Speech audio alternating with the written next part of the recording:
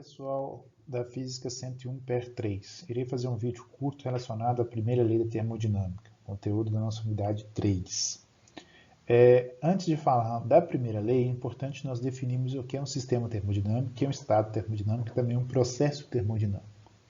O sistema termodinâmico ele corresponde a um conjunto de objetos que está sob estudo, né? Como, por exemplo, se nós vamos estudar uma caneca como café, o nosso sistema termodinâmico é a caneca, o café e os componentes desse sistema.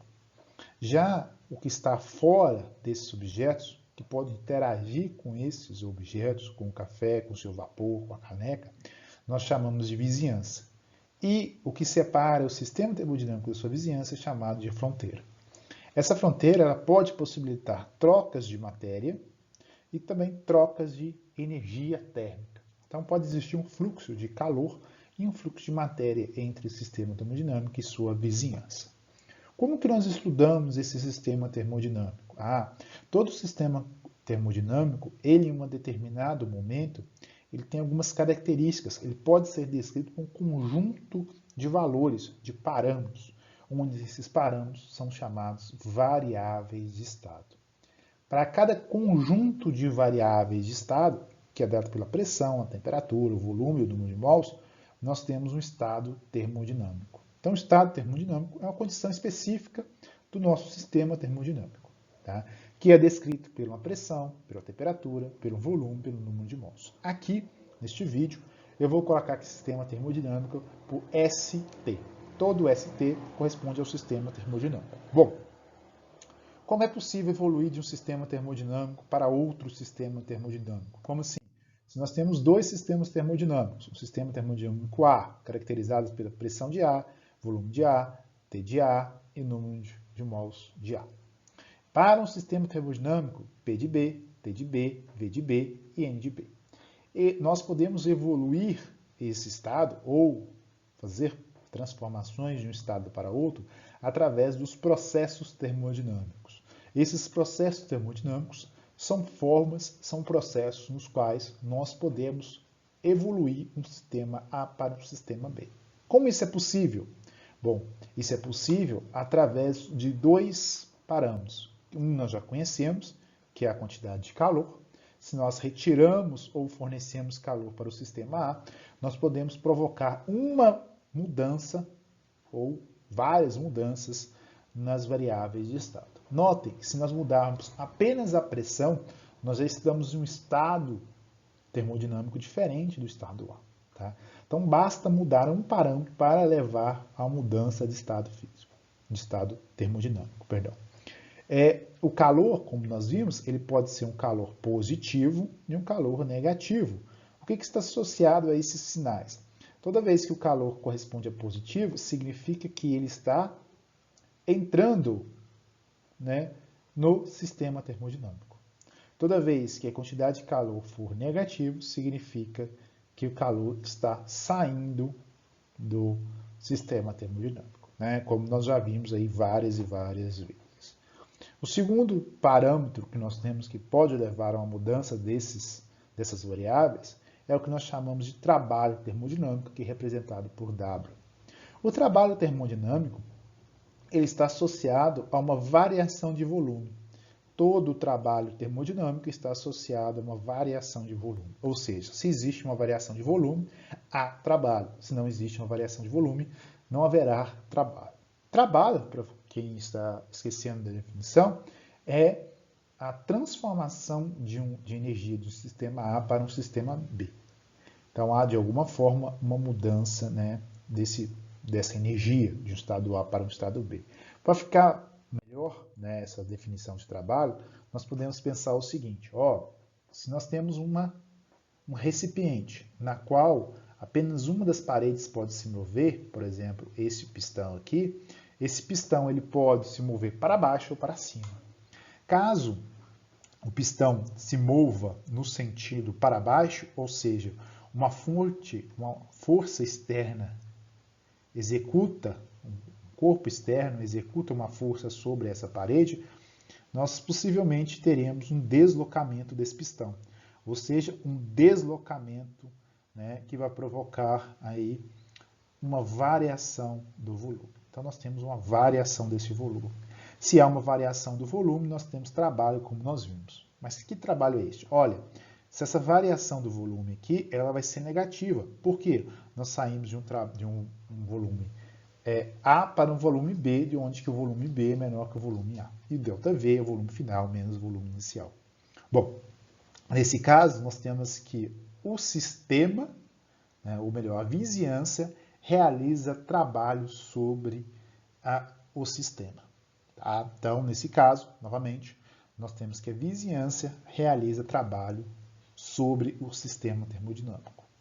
E nesse caso, né, nós podemos descrever este comportamento através de um gráfico de força ou pressão, tá? Aqui eu vou colocar pressão, que é força sobre área, tá? E volume, onde nós podemos perceber que nós podemos ter uma diminuição, né, do volume. Estou representando aqui, então, um gráfico do processo, que é de V de A para um V de B. Notem que nós temos uma variação negativa do volume. Esta área aqui deste gráfico corresponde ao trabalho. O trabalho corresponde a esta área. E nesse caso, o trabalho é negativo porque nós temos uma diminuição do volume. Tá? Então, o trabalho é negativo com diminuição do volume. Essa situação aqui nós podemos estar associada a uma energia. Como a vizinhança realiza trabalho sobre o sistema, comprimindo ainda mais o nosso gás, tá? O sistema termodinâmico recebe uma certa quantidade de energia.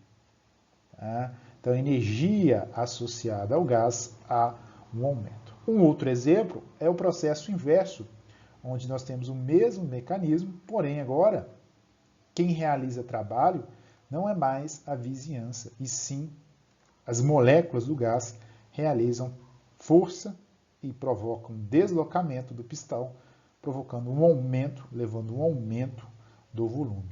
Então, este aumento do volume, ΔV, está associado também a um trabalho. Mas como as moléculas aqui do gás que realizam o trabalho, elas consomem energia para fazer isso. Então, a energia associada a essas moléculas, a esse fluido, ela tende a cair. Nós podemos ver isso através de um gráfico PV, onde nós saímos de um volume V de A para um volume V de B.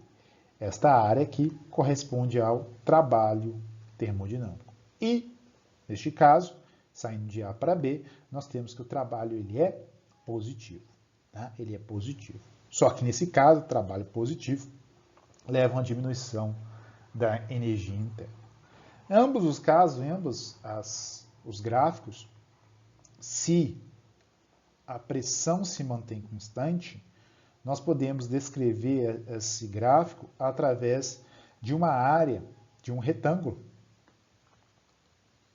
E a área de um retângulo, todos nós conhecemos, corresponde a base vezes altura, ou seja, nós podemos descrever toda vez que a pressão é constante, que o trabalho corresponde a P vezes a variação do volume. Então, essa equação aqui é uma equação mais característica do sistema, onde nós temos apenas para a pressão constante. Então, vamos lembrar coisas extremamente importantes aqui relacionadas ao trabalho.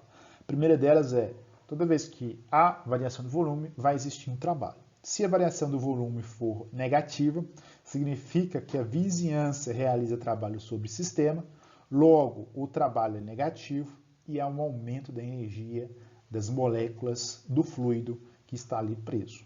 Se o fluido realiza trabalho, o sistema termodinâmico realiza trabalho sobre a sua vizinhança, nós temos uma variação do volume positiva, nós temos um trabalho positivo. Porém, há uma diminuição de energia das moléculas, porque as moléculas consomem energia para provocar esse deslocamento. Então, isso é extremamente importante. Relacionados agora a calor e trabalho, nós temos outro aspecto extremamente importante, que é o seguinte: tanto a quantidade de calor quanto a quantidade de trabalho dependem dos estados, né, do estado A para o estado B, né, e também dos caminhos. Nós podemos ter diversos caminhos que levam de um estado A para o estado B. E esses diversos caminhos podem apresentar diversos valores para trabalho trabalhos diferentes, ou quantidades de calor diferentes, ou os dois diferentes, de um estado A para o estado B. Tá? Então, existem várias maneiras de nós evoluirmos o estado termodinâmico. Evoluir de um estado A para um estado B. Tá? O exemplo que nós podemos tomar é a panela de pressão. A panela de pressão nós mantemos o volume constante, nós não alteramos os volumes da panela e nós conseguimos elevar a temperatura trocando apenas calor, fornecendo apenas calor e mantendo o volume constante. Se nós mantemos o volume constante, o trabalho é negativo. Mas nós podemos fazer o mesmo processo, tá? Elevar a temperatura sem a pressão constante. Ao invés de uma panela de pressão, nós utilizamos uma panela comum. Nós vamos conseguir elevar a temperatura, porém, nesse caso, nós não temos a pressão constante. Desculpa, nós não temos a variação do volume constante, e sim a pressão constante. São fenômenos diferentes e nós podemos ver situações diferentes devido a isso, devido a essas diferenças de processo. Então, ambos os sistemas que nós temos, ou melhor, o trabalho e o calor, eles dependem do estado termodinâmico. Então, sempre quando eu representar aqui um diagrama, que nós chamamos de diagrama PV, onde nós temos o volume e nós temos a pressão, dado dois estados termodinâmicos, o estado A e o estado B, existem diversas maneiras de se evoluir do estado A para o estado B. Ou então, existem diversos processos termodinâmicos que levam o estado A para o estado B. Tá? Então, para cada um desses estados, nós teremos valores diferentes de trabalho e também de quantidade de calor. Tá? Então, essas duas variáveis dependem do caminho e também dos estados finais. Tá? Então, são extremamente importantes essa análise do caminho para o trabalho e para a quantidade de calor. Eu falei aqui em alguns momentos sobre energia. Falei que a energia pode aumentar, a energia pode diminuir. O que seria a energia de um gás? Bom, a energia, como nós vimos na mecânica, é uma das grandezas mais importantes, tanto na mecânica quanto também na termodinâmica. Ela depende principalmente dos estados termodinâmicos. Se nós temos um estado termodinâmico, esse um estado termodinâmico tem uma dada energia, onde essa energia ela está relacionada com todos os movimentos que aquela molécula, que aquela partícula desse fluido contém. Tá? Então, a energia ela é uma variável extremamente importante e ela está ligada às grandezas trabalho e energia, e quantidade de calor. Tá? Essa quantidade, né, apesar dela mudar de um estado A para um estado B, ela permanece constante em um sistema termodinâmico fechado, um sistema na qual não há trocas de energia nem de matéria com a sua vizinhança. Qualquer efeito ali na parte interna do seu sistema termodinâmico leva a uma energia que é conservada. A primeira lei está relacionada a essa conservação de energia. A primeira lei fala o seguinte, nós não conseguimos contabilizar, nós não conseguimos expressar a energia de um fluido, porque nós dependemos de várias e várias variáveis, de várias configurações possíveis para as moléculas. Mas nós podemos garantir que a variação da energia, onde eu vou representar U pela energia, que nós chamamos de energia interna, ela sempre vai ser igual à quantidade de calor menos o trabalho. Então, para provocar uma variação de energia interna, é necessário efetuar ou uma troca de calor ou a realização de trabalho. Como nós vimos, se Q for positivo, nós temos um aumento da energia. Por quê? Porque o gás ou fluido adquire energia térmica. Se ele perde, nós temos um Q negativo, ou seja, a sua energia interna diminui. Como eu coloquei E aqui, quando eu expliquei para vocês, eu vou colocar o U aqui, que está relacionado à energia interna do gás. Quando o trabalho de um gás, né, está relacionado ao sistema termodinâmico, né, e nesse caso, quando a vizinhança realiza trabalho sobre o gás, tá, nós temos uma diminuição do volume, logo o trabalho é negativo. E nesse caso, nós temos um aumento da energia interna. Negativo e negativo fica positivo. Quando nós temos que o gás realiza, o fluido realiza trabalho, nós temos uma diminuição da energia interna. Tudo isso aqui está relacionado à primeira lei da termodinâmica. A partir disso, a partir dessa primeira lei e de processos possíveis, né, nós temos diversos processos possíveis para de um estado A até o estado B, nós podemos analisar os principais processos termodinâmicos, que são basicamente 4 processos principais. O primeiro processo que nós temos, que é extremamente importante, é o chamado isotérmico. Isotérmico é quando nós temos que a temperatura se mantém constante.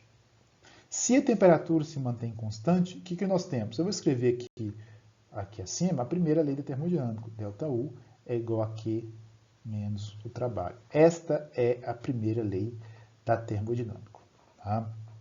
Se nós temos que a temperatura se mantém constante, nós não temos nenhuma aproximação para essa primeira lei. Nenhuma. Mas eu posso definir aqui um gás ideal. Definindo um gás ideal, o que seria um gás ideal?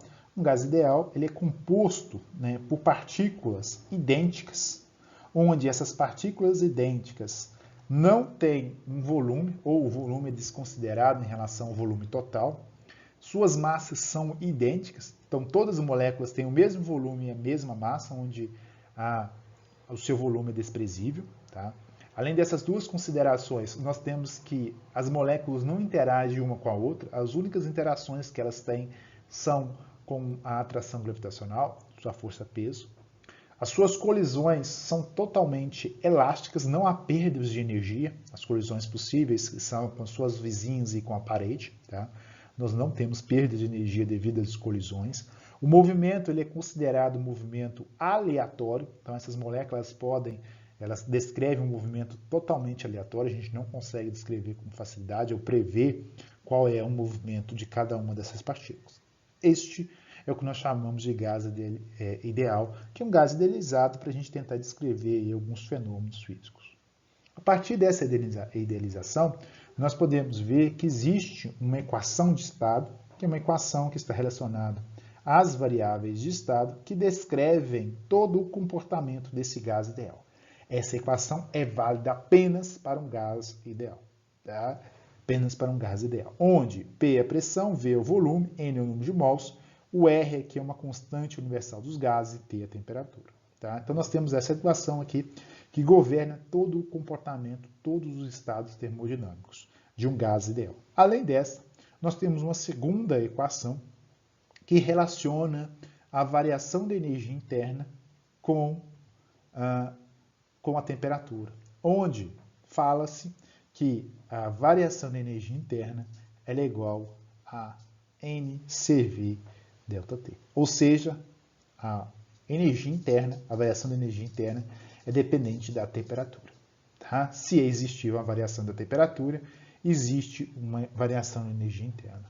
Então, voltando a esse tipo de processo isotérmico, se nós estamos falando de um gás ideal,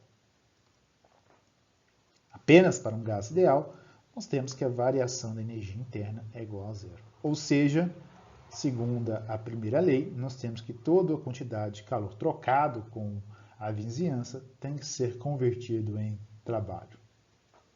Então, este é o processo isotérmico. O segundo processo que nós temos é o processo que nós chamamos de isobárico.